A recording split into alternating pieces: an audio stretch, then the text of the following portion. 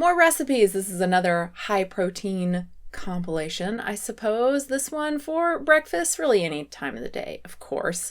1 savory and 2 sweet, and just like with the snacks video, all of them are very easy and have 20% or more of total calories coming from protein. Peanut butter frozen bites or cups, I don't know, whatever you want to call them. This one is actually 2 recipes. We'll start with the protein granola that's on top. You only need a tiny bit of this for the yogurt bites, so if you want to cut the recipe in half, you can totally do that. Get out a large mixing bowl and add 2 cups of rolled oats, 1 cup of shelled pumpkin seeds or pepitas, a 1/4 cup of whole hemp seeds. If you have grocery outlet in your area, I would highly recommend checking them out. They have seemingly all the time, they have hemp seeds, 24 ounces for $9.99. That is by far the cheapest price I've seen everywhere. Usually I would get them at Trader Joe's for like $5.99, I think, for only 8 ounces. So yeah, it's substantially cheaper. A 1/4 cup of Splenda or whatever low-calorie sweetener you like. And yes, I store my Splenda in an old formula container. I don't know why. I don't know how that started,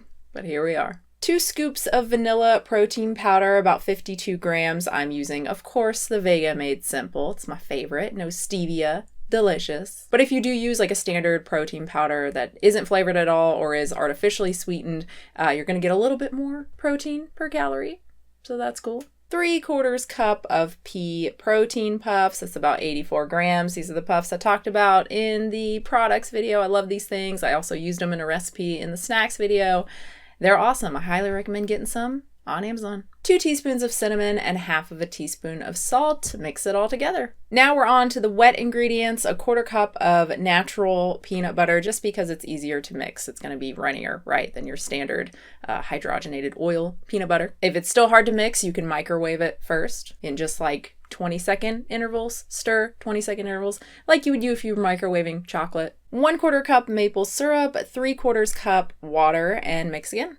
Spread out onto a large baking sheet, like an actually large baking sheet. I really wanted this one to work. My nice new, relatively new nonstick pan, but no. So I moved it to my giant, no longer nonstick pan with some parchment paper. Bake at 350 degrees Fahrenheit for 12 minutes, stir, and then 12 more minutes, and then let sit for 30 minutes or so. And it's granola. It's got protein, of course. It's also got a good amount of zinc from the pumpkin seeds. You can use it like granola. Put it on top of yogurt. Use it as a cereal with milk. That's pretty good. Or make these little yogurt bite thingies. My kids love them. Toddler keeps asking for star muffins, and I have no idea what they're talking about, and they get really mad at me until I figure it out. So first, get some plain unsweetened yogurt, something with protein, so not like coconut. You want soy or pea. Wait, is there pea yogurt? Oh, yes, there is. Yes, there is. Actually, I don't know if they even sell that anymore, but wow, still one of the worst vegan products I've tried. Add 1 1/4 cups of that to a blender, a regular blender, not a bullet blender, as you will soon see. 3/4 cup of natural peanut butter, again, 50 grams of unsweetened protein powder. I'm using the Now pea protein, and 1/4 cup of Splenda, or again, whatever low calorie sweetener you like. Blend until smooth, or until your bullet blender says, what the fuck, you can't put that much peanut butter in here, and you have to move it all to your Vitamix. Then blend until smooth. Get out a small baking sheet, something that will fit in your freezer, and lay out 10 silicone cups. You can use muffin cups, little donut things like I have, whatever, and start filling them up. This batter, this yogurt mixture is pretty thick, so I just made a little like piping bag out of a Ziploc bag, put the stuff in, cut the tip off, then just pipe in the yogurt and like shake the cup around, tap it along the table to kind of, spread it out as evenly as possible. Now we're going to get to the granola and put some on top. I'm only using about 3/4 of a cup of the granola, about 75 grams. Spread it out into a single layer, as single layer as you can on top of the yogurt, and press it down a little bit just to make sure it all sticks to the yogurt. Cover and freeze for at least 2 hours. And that's it. The one downside is that they do have to sit out for a good 15 minutes or so until they're ready to eat, because they do get fairly rock hard. Not as bad as the first time I tried to make these. I basically went by just your standard yogurt cup recipe, which has very little fat. And so you just get this rock hard, icy, just kind of awful thing. I don't know why people like those. There's so many recipes. It's just like yogurt and fruit or whatever, put it in the freezer. And man, that, like, yeah, it's high protein, but at what cost? The peanut butter makes such a huge difference here, not only in terms of texture, but in terms of taste as well. Assuming you like peanut butter, you could use some other nut butter if you want. Yeah, pretty good. Also, these work out to 183 calories per bite and about 11.5 grams of protein. One more sweet and then we'll get to the savory recipe. So here are my carrot pancakes, my protein carrot pancakes. I have been making carrot pancakes for a while, going by a recipe that I adapted and made vegan and made a little bit lower calorie, and then eventually turned them into like protein carrot pancakes. Lots of vitamin A, lots of protein, lots of tasty. To start, add 1 3/4 cups of unsweetened soy milk. I'm using the Silk unsweetened, 1.5 tablespoons of apple cider vinegar, and 1 teaspoon of vanilla extract. Put that all in the blender and set it aside. So this is kind of your buttermilk. Make 2 flax eggs and set that aside. It's just 2 tablespoons of ground flax with 6 tablespoons of water. Get out a large mixing bowl and add the dry ingredients. So 1 3/4 cups of whole wheat flour, 60 grams of unsweetened protein powder. Again, I'm using the Now pea protein, 1 tablespoon of baking powder, 1/4 teaspoon of baking soda, 1 teaspoon of pumpkin pie spice, 1/4 teaspoon of salt, and mix together.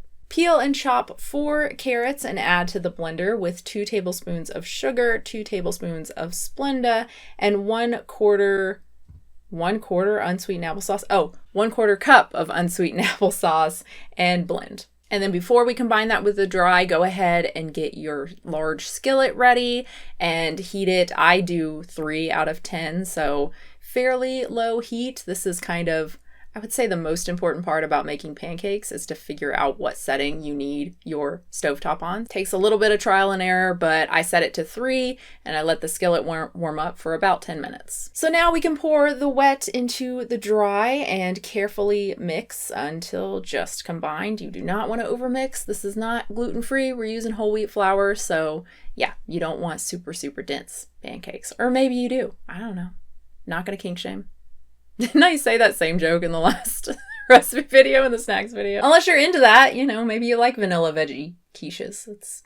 I'm not going to kink shame. When your pan's ready, you just want to spray it with a tiny bit of cooking oil, and you want to make sure to do this between each batch. I use 1/4 cup measuring cup per pancake, and it really helps if you spray the cup before putting the pancake mixture in. It comes out a lot easier. And I cook each side for 3 to 4 minutes. And again, make sure to spray in between batches. This should make about 15 pancakes. I also end up turning my stove down to 2.8 and then to 2.6 at some point in between. Again, like there's kind of an art to making pancakes. There's kind of an art, I guess, to using your stovetop and figuring out the perfect temperature and setting and when to turn it down and that whole thing. And I can't really help you with that. You just gotta trial and error it.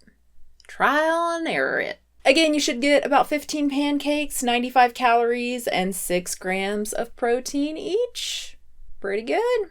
And finally, the savory recipe. This was really hard for me, honestly, because I don't do savory for breakfast. I like smoothies, I like pancakes, I like French toast, I like candy.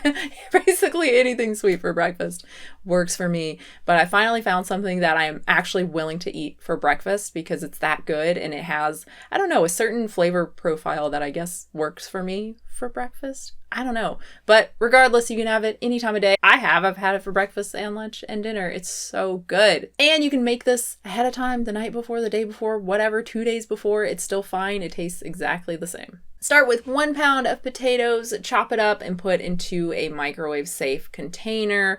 Cover it with water and cover with the top of the container. Not fully. You want it a little bit askew, and cook in your microwave for about 8 minutes until fork tender. While the potatoes are cooking in the microwave, chop up 1 onion, 1 red bell pepper, and 4 cloves of garlic. Add these all to a skillet with about a tablespoon of olive oil and 12 ounces of vegan grounds. I'm using the Sweet Earth Awesome grounds, and just saute that for about 10 minutes. While that's sauteing, you can slice up your scallions, 2 scallions, and also get your spices ready. 2 teaspoons of paprika, 1 teaspoon of oregano, 1 teaspoon of salt, a little bit of pepper, half of a teaspoon of cayenne, and 1 teaspoon of sugar. Add the spices to the skillet along with 1 tablespoon of Worcestershire.